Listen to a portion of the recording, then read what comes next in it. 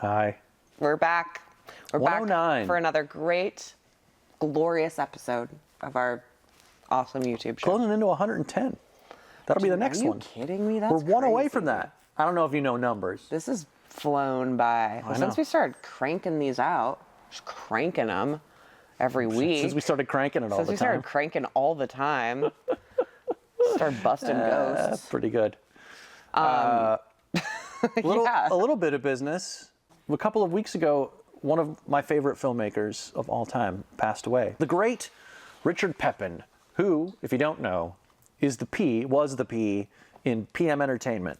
PM Entertainment being the greatest producer of VHS and DVD video store shelf stuffer action movies. Yeah. Just dozens and dozens and dozens of bargain basement, borderline competent action that served us all well from the 70s long into the 90s. We just did a movie from them on our last episode of Suspense is Killing Us, Skyscraper with Anna Nicole Smith. Yep. There are many, many fine films from the PM Entertainment group with Richard Pepin with his partner Joseph Mary, and you can't go wrong. I mean, like, some people look at Canon Pictures as the mark of quality. Like, if you see that logo at the front of a tape or a DVD, stoked, yeah. you know you're going to get something good. And you know what? They're not wrong to feel that way. But when I see PM Entertainment at the start of my treasure, then I know that I have found a truly deep cut. Well, and it's always fun. Yeah, when we were talking about it on the podcast, I didn't know, I knew about these movies, but I wasn't sure, so you guys had to give me a little rundown about PM Entertainment, so I looked up a exhaustive list of everything, and I was like, I could close my eyes and point, and it might not be good, but it would certainly be something. Throw a rock and you'll get 90 minutes of solid fun. Guaranteed a few solid car flips and a lot of explosions. The cover art for these movies is insane. Yeah. We just watched one. We watched Skyscraper, and I noticed that during one of the car chases in that movie, the black oil drum barrels that were exploding actually said PM Entertainment on them. So sick. Which I thought was amazing. Pretty cool. Anyway, pour one out, the one of your choice, for Richard Pepin. And email us your favorite PM Entertainment movie, viva@scarecrow.com. We'd love that. We would love that. All right, should we get on with it? Let's just get into it. Let's do it.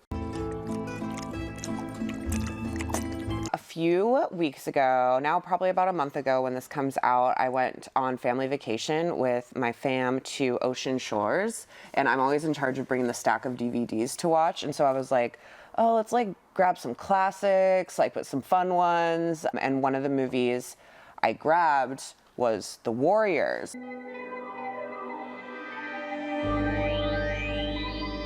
Because I haven't seen it since I was a young child.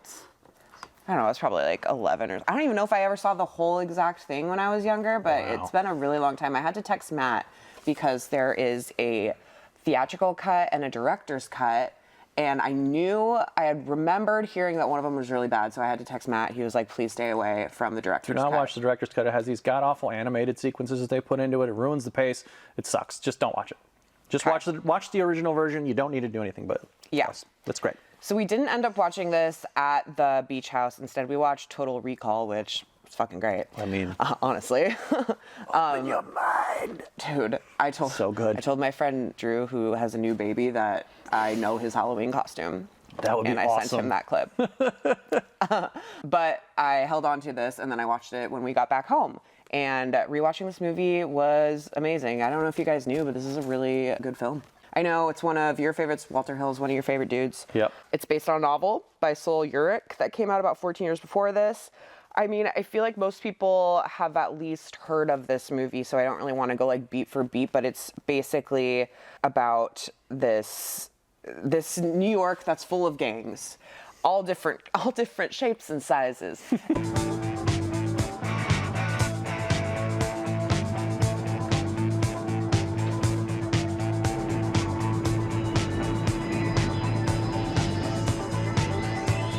There's one guy who's a leader of this gang. His name is Cyrus. He's about to unite all of these gangs so that they can take over the city instead of fighting and killing each other. 60,000 soldiers. Now, there ain't but 20,000 police in the whole town. Can you dig it? But he is assassinated, and this crazy dude that's the shooter starts to spread a rumor that it was the guys in the gang, the Warriors, who had nothing to do with it. The Warriors did it! The Warriors did it! The Warriors did it! The Warriors did it! And that spreads like crazy, and they basically have to fight their way from the Bronx all the way over to their home in Coney Island, which, if you're not familiar with New York, is opposite sides, and they have to do it like via the subway.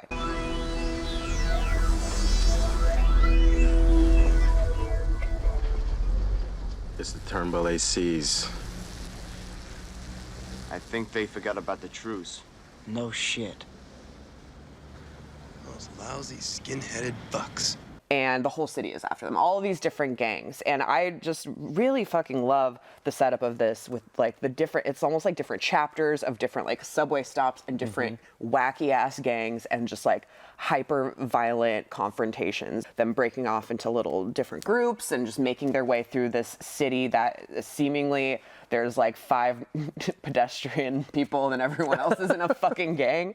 It's like John Wick, where it turns out everybody is a hitman. That's basically what it is. If you haven't seen it in a long time, or if it's just something that you've kind of passed by but you know about, just do me a favor, see it. Check out the theatrical cut. I guess they used some real gang members in the like big scene at the beginning where Cyrus is trying to unite everything, and there was like a bunch of undercover cops because they were afraid there was actually going to be like a huge fucking like riot. Do you want to guess my favorite gang out of all the gangs? I was going to ask you. Okay, I will tell you. My favorite gang. Baseball Furies. I was going to guess the Baseball Furies. It's the Baseball Furies. It's the Baseball Furies.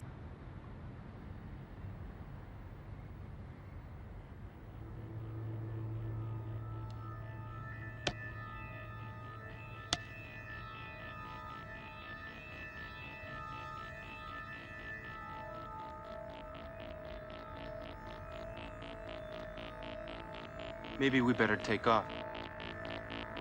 Yeah, right. That's not my favorite, but they're my second favorite. My favorite's the Lizzies. Now look at what you find here in the big city. Hey, you guys, we ain't got time. Are you kidding? Times that we got plenty of. Okay, the Lizzies are cool because the Warriors think they're fine and they're just like at a party. Yeah, but they just think turns there's some out- girls. The scene with the Lizzies is the movie that I wish Switchblade Sisters was. Oh yeah, I always wish Switchblade Sisters was a little bit better. It's still good though. It's still good. My second favorite gang is the Orphans because Yeah. because You recognize them? Orphans. So far down, they ain't even on the map. because no one recognizes. It's clear no one recognizes them as a viable gang, and they're all like these leftover kids who like think they're really tough, but they don't have anything to do with anything, and in the end, even they just get walked all over. Yeah. But I appreciate their confidence in themselves. You know, like I said in the last episode, you can't miss with me with the 70s New York shooting. Like, honestly, it just looks so fucking cool. If you haven't watched this in a while, like I said, or if you've somehow skipped over this, check out The Warriors. Give it another watch. It's so much fun. It's so quick. And remember to do the thing with the tiny beer bottles. You gotta do it. You gotta do it.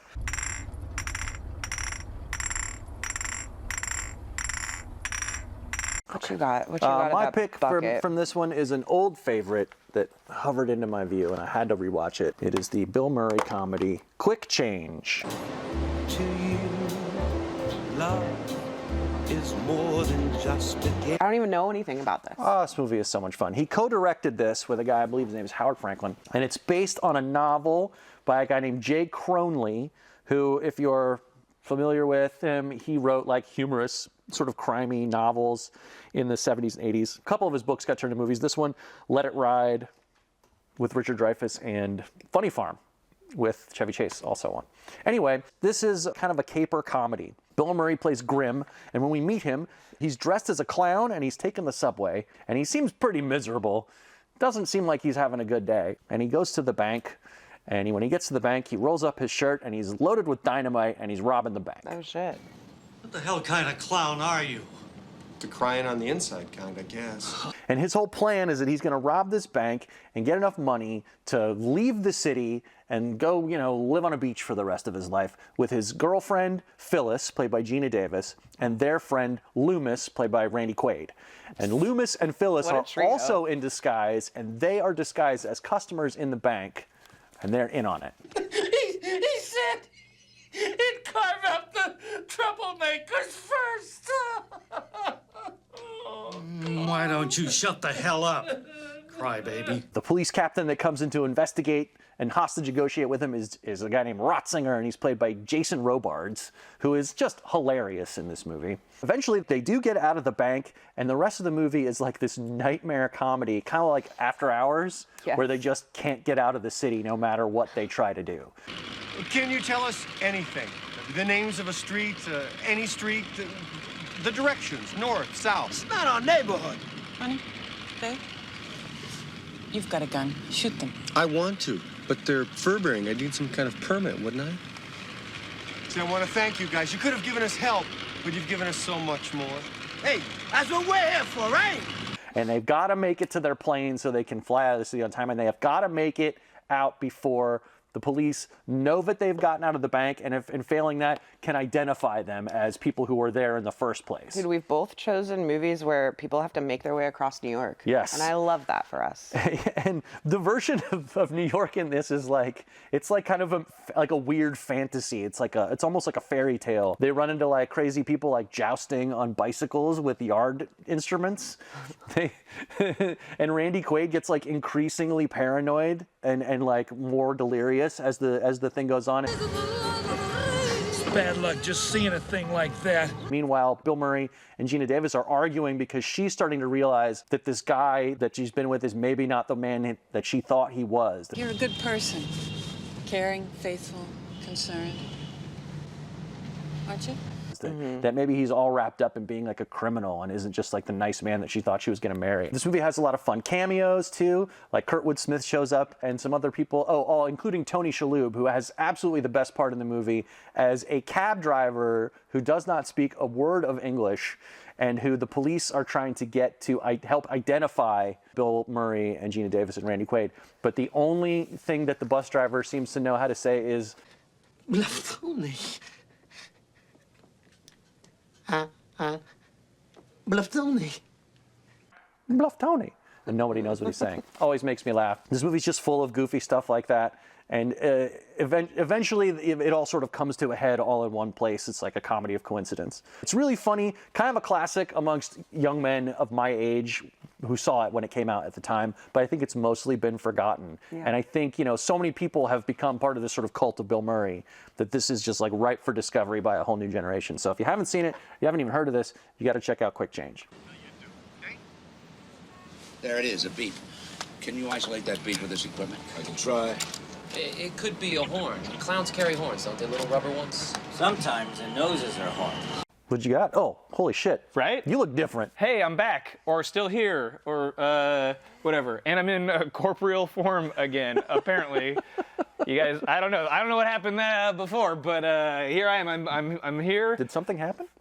I don't know. What are you doing here? Really blacked out. I just came here to talk about a movie. Oh. What are you doing here? What are you doing here? Give me your jacket. What the fuck is with this guy? Is he like this all the time? Yes. Jesus Christ. That's my baseline. What a bully. What are you doing here? Well, I thought I was here with some friends, but apparently I'm not. Should have thought a little harder about that. Yeah, right? I didn't pick a movie that takes place in New York City like you guys. I'm sorry. Mine takes place entirely in another country. And actually, like, your attitude towards me just now is a good segue into it. It's a movie called The Hunt.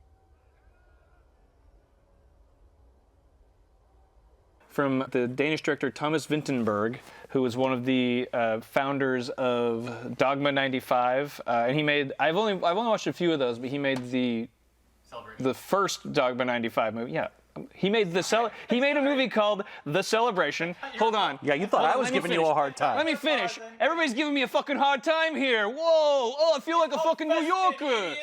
Oh, get out of here! Come here! So Thomas Vinterberg directed a movie called The Celebration, which was the first Dogma 95 movie. From the ones I've seen, was the best too, and it's that one that's really good. Everybody should check that out.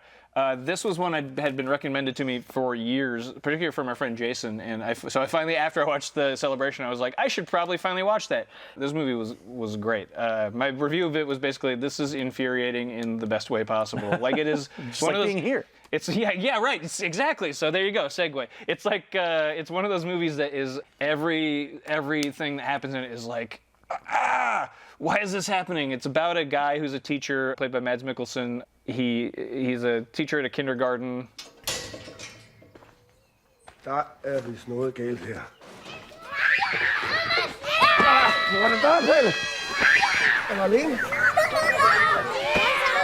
At some point, his best friend's kid, this little girl, Clara, accuses him of some awful shit. Du kan godt fortælle det. And then it essentially turns into a movie about a mob of the town coming after this guy and, going, well, this little girl can't be lying. And then now, you know what? All these other kids in the class are also saying this. And for a while, he doesn't even know what's going on. They're just like, you can't come here. The head of the school's like running away from him. He's odd enough and sort of solitary enough that even though you're watching the movie and you're like, well, he didn't do that. Even as the person watching it, you're kind of going, well, I mean, I don't think he did. Tror du, det? No, I'm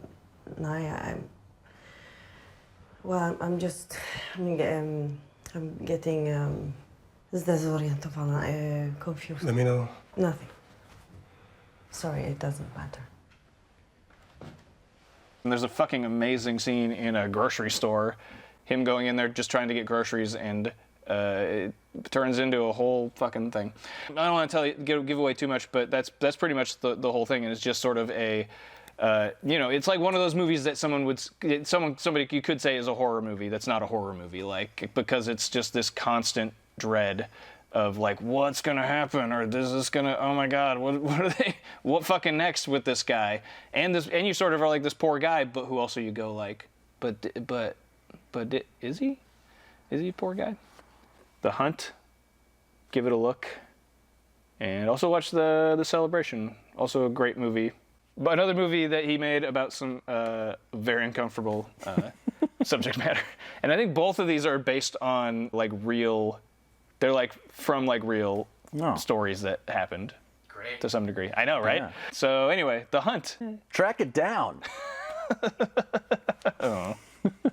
Jeg tror på børnene, Lukas. Det har jeg altid gjort. De lyver ikke. Woof woof. Bark bark. Do you know what time it is? It's the time for a new dog movie. It's time for a dog movie. What do we got this time? This time we have a Walt Disney special from 1969 called My Dog, the Thief.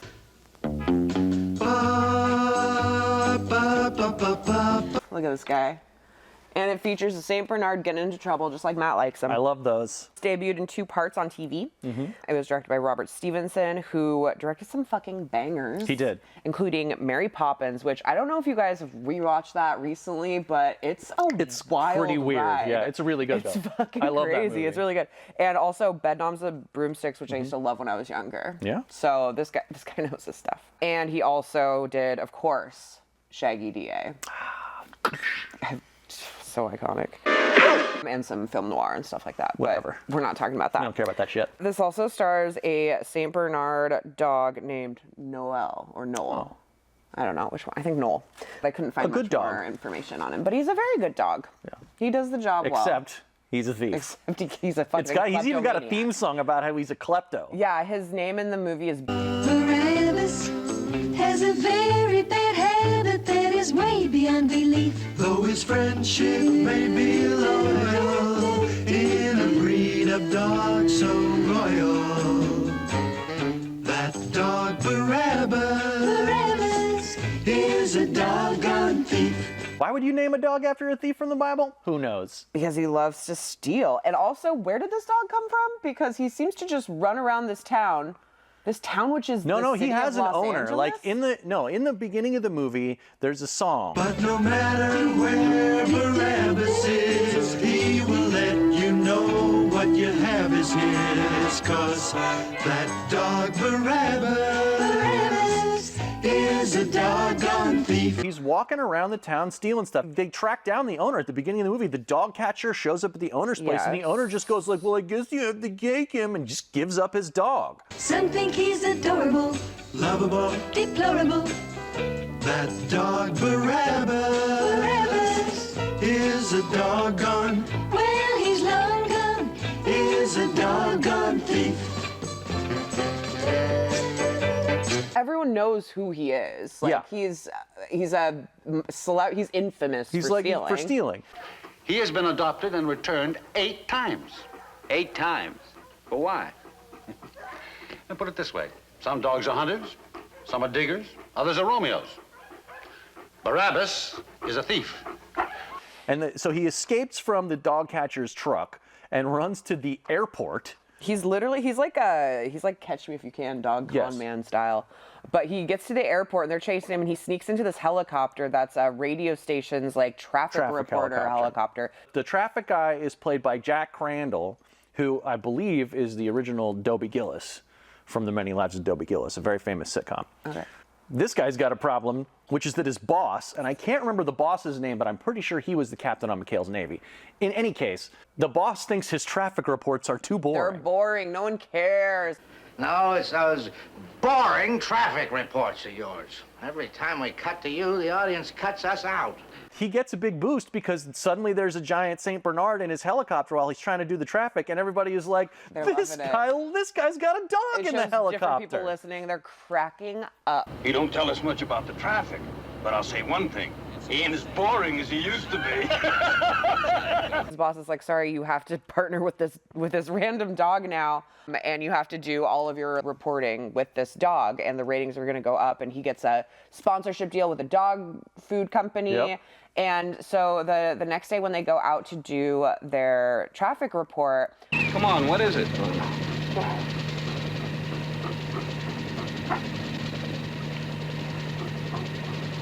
You've got to be kidding.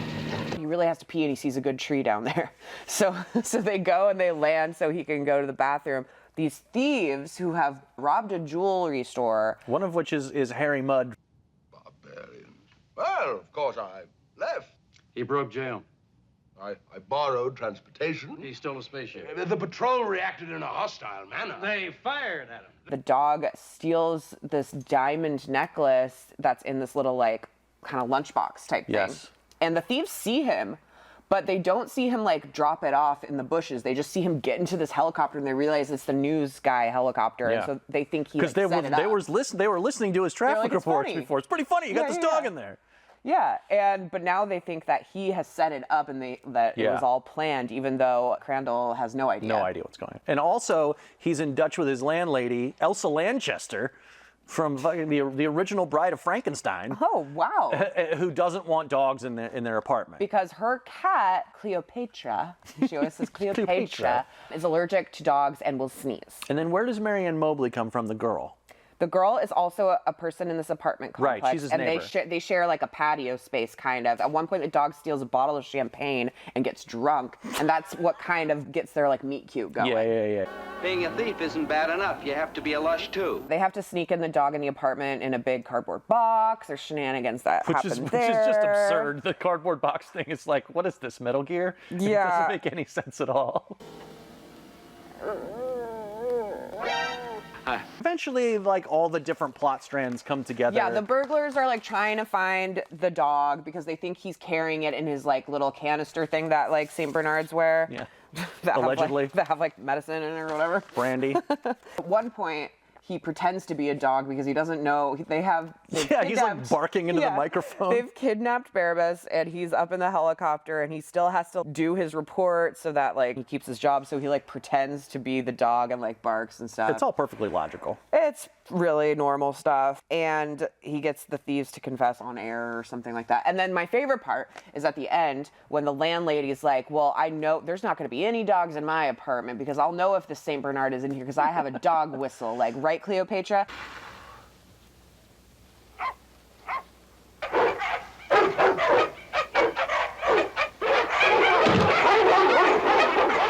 It's evident that everyone's been hiding their dog, but then also they've left their doors open. I don't want to spoil any other popular movies that may or may not be around right now, but this reminded me of the end of a movie that is in theaters right now that people are having a good time with.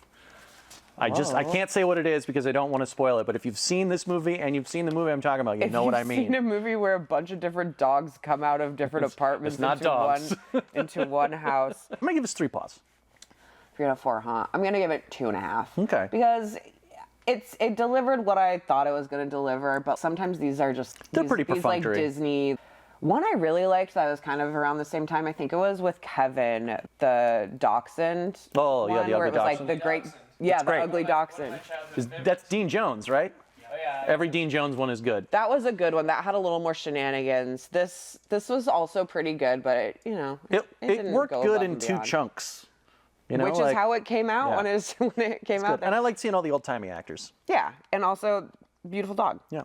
What do we got next time? Bailey's Billions. Bailey's Billions, starring Laurie Holden, Jennifer Tilly, Tim Curry, Max Baker, John Lovitz is the voice of Bailey, and some fucking asshole who I don't know who this guy is. Wait, John Lovitz is the voice of this cool-looking golden retriever wearing sunglasses? Yeah.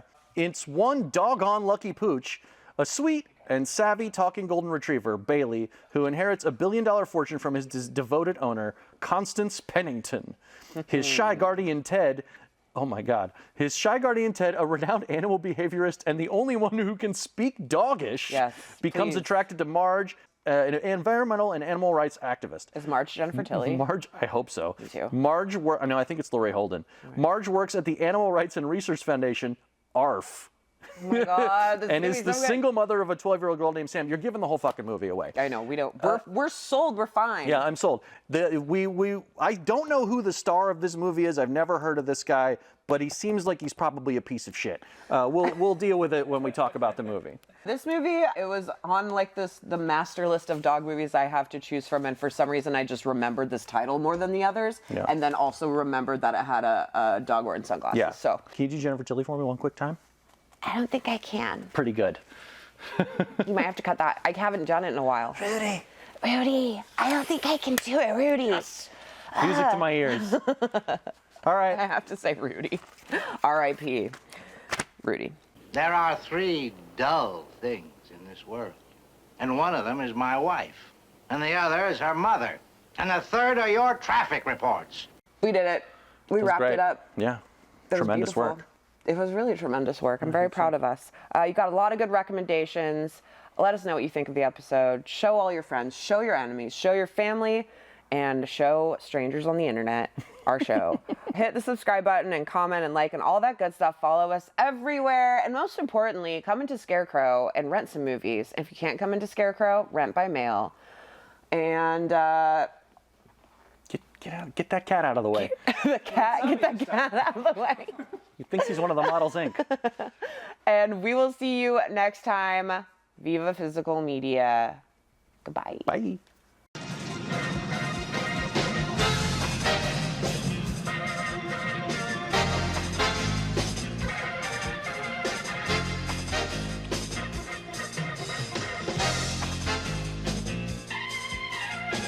Do you want me to cut him off? He sounds like he's flipped. He has, I prefer him that way.